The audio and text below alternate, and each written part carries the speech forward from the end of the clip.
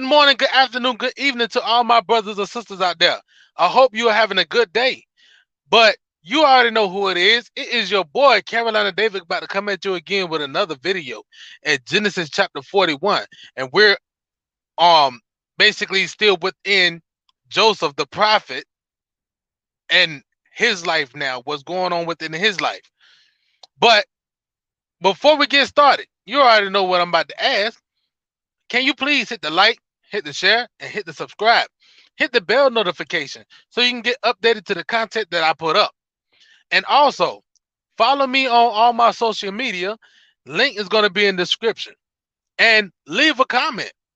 If you want to ask a question, if you want to discuss about what we read or anything, leave a comment and I'm sure to get back at you.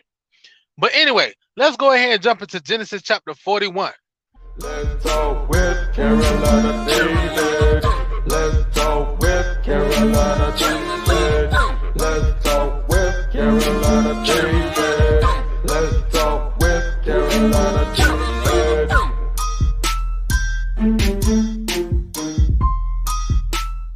All right, this is Genesis chapter 41, starting at the first verse. And it came to pass at the end of 2 full years that Pharaoh dreamed, and behold, he stood by the river. Okay, now, so 2 years has passed, and Pharaoh's not had a dream. So we know what that means. Joseph about to come in. And behold, there came up out of the river 7 well-favored kine and fat-fleshed, and they fed in the meadow. And behold, 7 other kine came up after them out of the river, ill-favored and lean-fleshed, and stood by the other kine upon the brink of the river. And the ill-favored and lean-fleshed kine did eat up the 7 well-favored and fat kine. So Pharaoh awoke. Okay, so now we see that Pharaoh had a dream that's basically was probably like almost like a nightmare to him, because within this dream, out of the river came 7 well-fed kine, fat flesh, and they was feeding in the meadow. And then right after that, another 7 ill-favored, lean flesh, meaning they was small, they was skinny, and you could see the bones and everything, had came up out the water too. And they was over there by the other fat ones, and then they wound up eating the fat ones. And then he woke up. So he's afraid. He probably like, what does this mean? Verse 5. And he slept and dreamed the second time. And behold, 7 ears of corn came up upon one stalk, rank and good. And behold, 7 thin ears and blasted with the east wind sprung up after them. And the 7 thin ears devoured the 7 rank and full ears. And Pharaoh awoke, and behold, it was a dream. So now Pharaoh done had another dream, another nightmare. He woke up from the first one, like probably like, what in the world was that? And then he went back to sleep, and then he had a dream now where it was one stalk, but it had 7 ears of corn on it, rank and good, basically look edible and pleasant to the eyes. And then right after that, a wind blew, and here come another stalk came up that had 7 ears of corn on it as well, that was look dried out and everything, don't even look too good. But the 7 that didn't look too good devoured the 7 that looked good. And he awoke again, and behold, it was a dream. So he's saying like, okay, it was just a dream, this won't real. He had another nightmare. Verse 8. And it came to pass in the morning that his spirit was troubled. See? And he sent and called for all the magicians of Egypt and all the wise men thereof.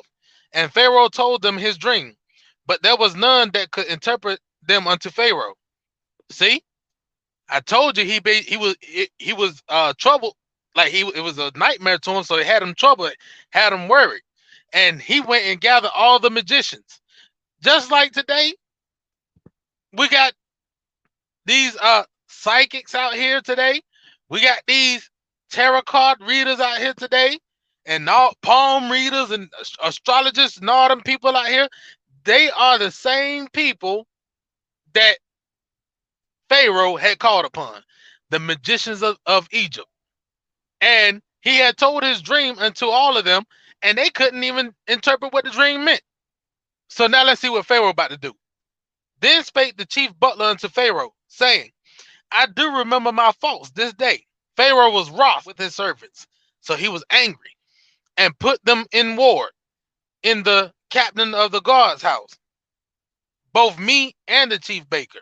So now the butler has now remembered his faults. Basically, he's saying, oh man, now I remember what I had supposed to have done. But I remember the things that had transpired where you had put us into uh the ward, basically into prison, into the captain of the guard's house, me and the baker. Verse 11. And we dreamed a dream in one night, I and he. We dreamed each man according to the interpretation of his dream. And there was there with us a young man, an Hebrew, servant to the captain of the guard. And we told him, and he interpreted to us our dreams. To each man according to his dream he did interpret. And it came to pass as he interpreted to us. So it was. Me he restored unto mine office, and him he hanged. So the chief butler has basically just ran down everything that had happened by way of them having a dream at the same time, the same night, and they told Joseph of the dream that had transpired, and then he said that everything that this man had told us of the dream that had happened, it it came to pass. That the dream had came true. That you restored me back into my rightful place, but you hung the baker. Then Pharaoh sent and called Joseph, and they brought him hastily out of the dungeon, and he shaved himself and changed his raiment and came in unto Pharaoh. Okay, so now Pharaoh done sent for him and said, "Hey man, you gotta hurry up and come, because Pharaoh is tripping right now. He's worried. So we need you to hurry up and come." But I want y'all to see that before he had left and went into Pharaoh, it said that Joseph had shaved himself. Shaved himself how? Probably had gave himself a haircut and probably trimmed his beard and everything before he went into Pharaoh. Cleaned himself up, basically. And Pharaoh said unto Joseph, I have dreamed a dream, and there is none that can interpret it. And I have heard say of you that you can understand a dream to interpret it. And Joseph answered Pharaoh, saying, It is not in me. God shall give Pharaoh an answer of peace. So Pharaoh has said, just basically told him, like, hey man, I have dreamed a dream, and the butler had told me that you is a man that can understand dreams. And then Joseph immediately said, it is not me that understand the dreams, but it is God that give me understanding of the dreams, and God will give you understanding of your dreams that you may be in peace. And Pharaoh said unto Joseph, in my dream, behold, I stood upon the bank of the river, and behold, there came up out of the river 7 kine, fat flesh and well favored, and they fed in the meadow. And behold, 7 other kine came up after them, poor and very ill favored, and lean flesh, such as I never saw in all the land of Egypt for badness. And the lean and the ill favored kind did eat up the first 7 fat kind. And when they had eaten them up, it could not be known that they had eaten them, but they were still ill favored as the beginning. So I awoke. So the Pharaoh had told him everything of the first dream.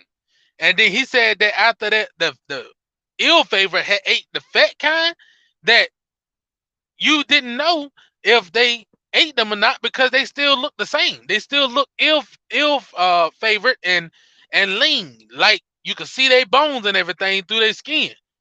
And I saw in my dream, and behold, 7 ears came up in one stalk, full and good.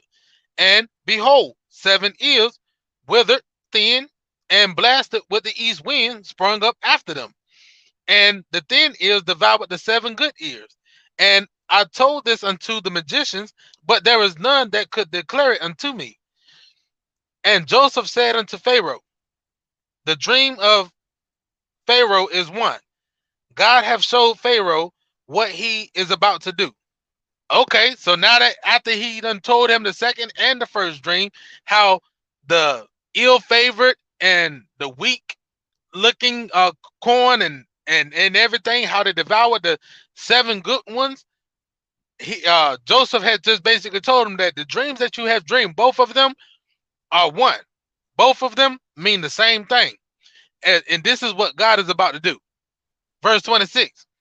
The seven good kind are 7 years, and the seven good ears are 7 years. The dream is one. So basically, he's giving them understanding and saying that the seven good kind and the seven good ears, the ones that are full and looking good and ready to be harvested, they both basically mean 7 years. So within 7 years, something is about to happen. And the seven thin and ill favored kind that came up after them are 7 years. And the seven empty ears blasted with the east wind shall be 7 years of famine. So now he's letting them know that the ill favored kind and the 7 years that was blasted with the east wind, that they both mean is going to be 7 years of famine. Verse 28. This is the thing which I have spoken unto Pharaoh. What God is about to do, he shows unto Pharaoh. Behold, there come 7 years of great plenty throughout all the land of Egypt, and there shall arise after them 7 years of famine, and all the plenty shall be forgotten in the land of Egypt, and the famine shall consume the land, and the plenty shall not be known in the land by reason of that famine following, for it shall be very grievous. And for that the dream was doubled unto Pharaoh twice. It is because the thing is established by God, and God will shortly bring it to pass. So now Joseph has just basically told and summed it all up and said, look, in 7 years, the land is gonna be plenty.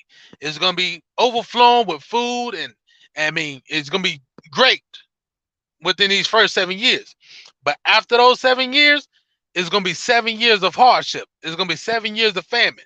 And the 7 years of plenty is going to be forgotten, because the 7 years of famine is going to be very grievous. It's going to be very hard.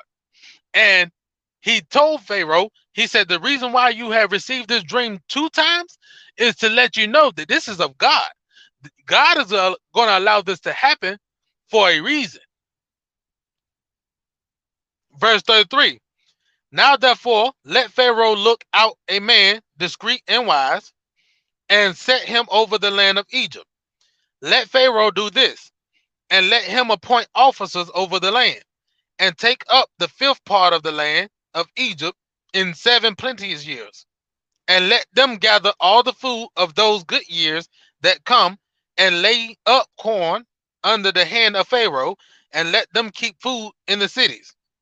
So Joseph is now telling Pharaoh, you need to set someone above, basically in charge over the land, that can keep the people basically in order. And you shall also set men over the land of the fifth part of the land, to where within these 7 good years, these 7 plenteous years, they will continue to gather crops and gather things and storing them up in the storehouse, and let them keep food in all the cities. So basically, so that Egypt can be good when these 7 hard years come.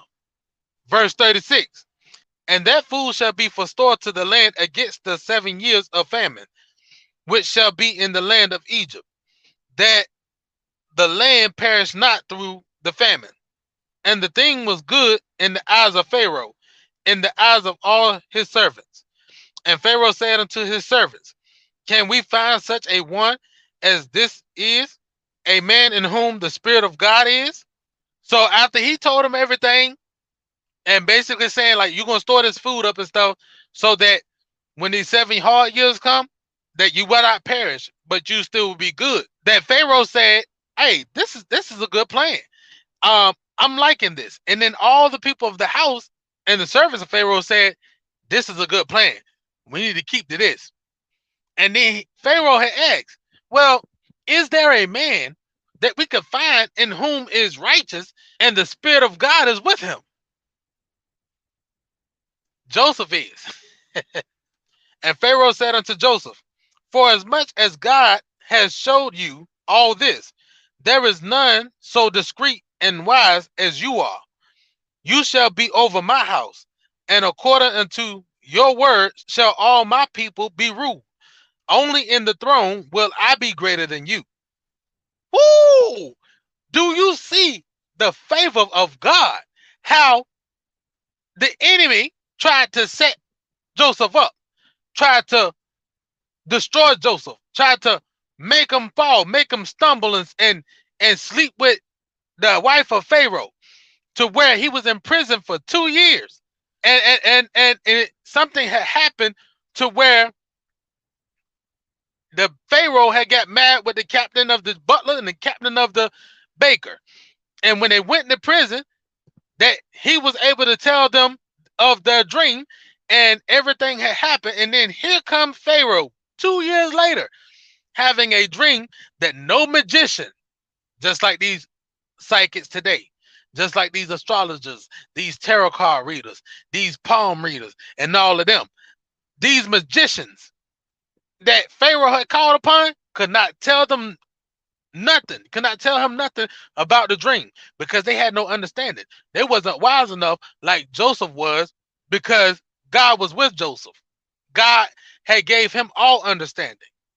And then now Joseph is back to where he is ruler over all the land, and all the people of Egypt is going to listen to Joseph. Everything that Joseph say will happen. And then Pharaoh said that the only place you will not be greater than me is in my throne, in my house. That's it. Everything else, you the man. Good God Almighty. Look at the favor of God. Even though things might happen in your life, when you're a child of God, there is nothing that can come upon you that can keep you down. You just got to lean nigh unto the Lord and trust that he got you. Verse 41, and Pharaoh said unto Joseph, see, I have set you over all the land of Egypt. And Pharaoh took off his ring from his hand and put it upon Joseph's hand and arrayed him in vesture of fine linen and put a gold chain about his neck. And he made him to ride in the second chariot which he had. And they cried before him, bowed the knee, and made him the ruler over all the land of Egypt. My God.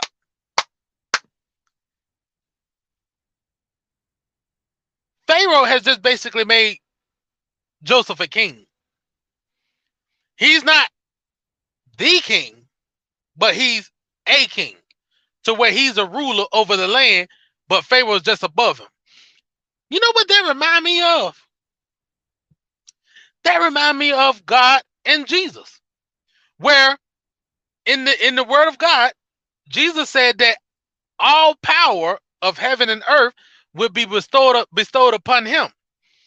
That, and it says it will be written upon his vesture, King of Kings, Lord of Lords. But it didn't say God of Gods. And I know people probably like, well, it ain't nothing but one God. It ain't a lot of gods. Yes, there is.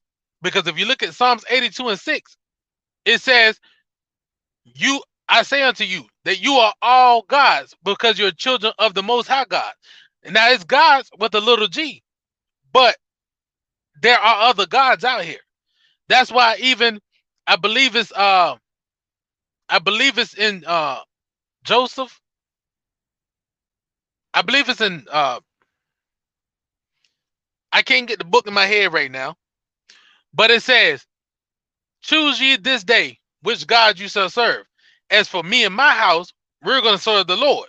So he said, choose ye this day which God you shall serve. So there's more than one God, but it's only one true God. That's the Most High God, the God of gods. Jesus is the King of Kings and Lord of Lords. So he's ruler over all of us.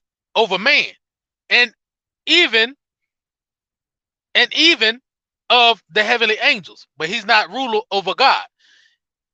The similarities are great.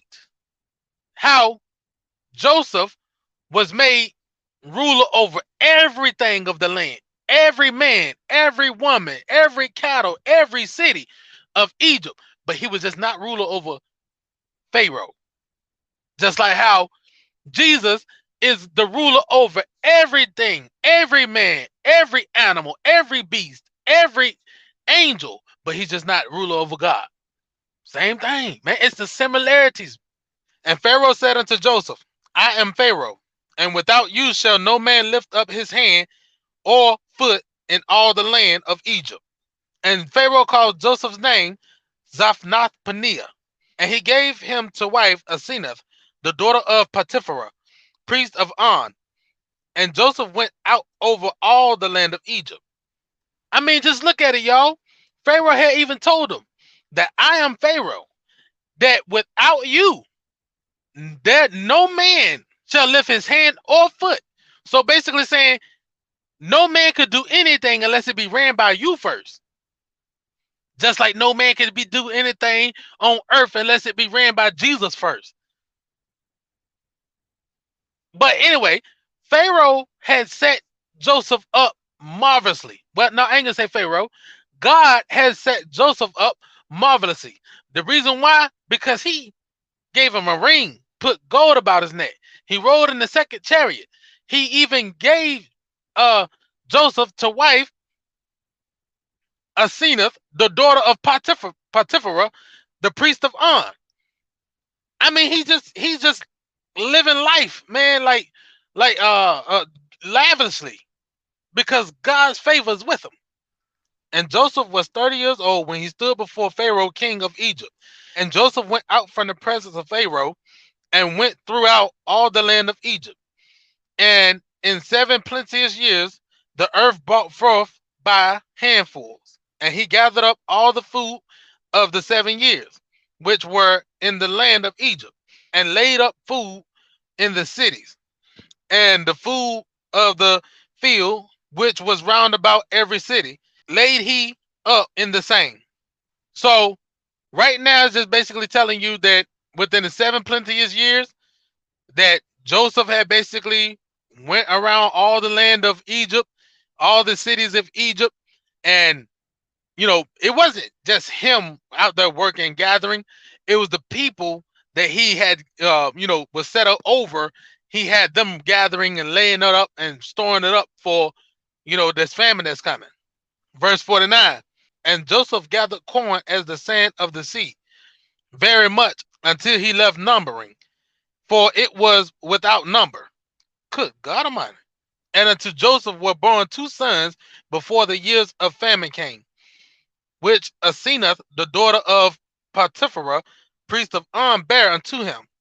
So now it said that Joseph had been gathering corn as though the sand of the sea.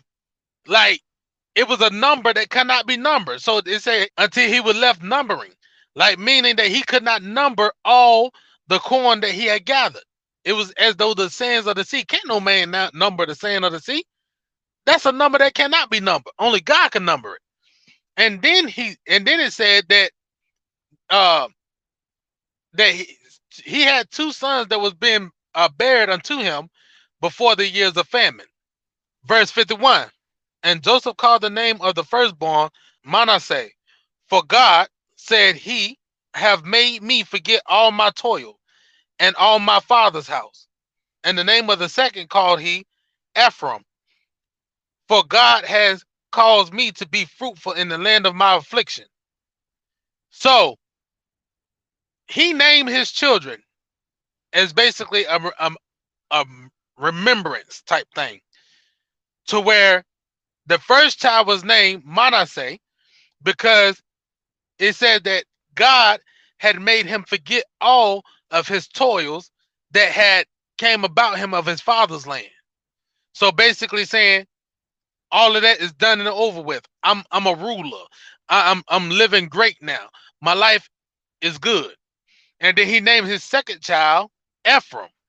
because God had um, made him great in the land of his affliction. Basically, from the toil, what his brothers and them did, sold him into Egypt. God made him great in the land where he was supposed to have been afflicted at. That's God for you. He turned your bad into your good. Like it said in the word of God, he said he'll make your enemies your footstool. That's what's happening right now. Verse 53. And the 7 years of plenteousness that was in the land of Egypt were ended. And the 7 years of dearth began to come, according as Joseph had said. And the dearth was in all the lands, but in the land of Egypt there was bread. And when all the land of Egypt was famished, the people cried unto Pharaoh for bread. And Pharaoh said unto all the Egyptians, go unto Joseph. What he says to you, do. Look at it. Joseph is the king of the land of Egypt. Pharaoh is just above him. Now, the 7 years of plenteousness had ended. And guess what? It didn't only just hit Egypt, because it said that it hit all the land, meaning everywhere, even to where his father and everybody was. This 7 years of famine hit everybody. And once the dearth came in, once the famine started coming in, the people started coming out and crying to Pharaoh, we need bread. But Pharaoh said, hey, wait a minute. Go to your king. Whatever Joseph say do, you do it. Verse 56. And the famine was over all the face of the earth. See? And Joseph opened up all the storehouses and sold unto the Egyptians. And the famine waxed sore in the land of Egypt. And all the countries came into Egypt to Joseph for to buy corn, because the famine was so sore in all the lands. You see what I'm saying? It hit all the face of the earth. It hit everywhere. So people started coming to Joseph to basically buy corn, buy food, because the famine was so sore. Now, I want y'all to see something right now. Joseph was basically the one that established paying for food. Joseph was basically the one that established taxes. So, in a sense, we with us paying taxes and stuff like that, it's because it was established by Joseph. Because before that, it didn't say nothing about them paying for food. It didn't say nothing about them, basically paying taxes, like basically paying for the food. Well, you know what? I ain't gonna say he established the taxes, but I feel like it might have transpired from this right here, because before it didn't say nothing about paying taxes or nothing. It didn't even say nothing about paying for food. But we see now that people are paying for food. But anyway, that is the end of Genesis chapter 41. And we're gonna get into Genesis chapter 42 at a later date. So I'm gonna say good night, good morning, good afternoon, whenever you may be watching. I love you all, and I pray that you have a blessed and peaceful night rest, or have a blessed and peaceful day. Peace.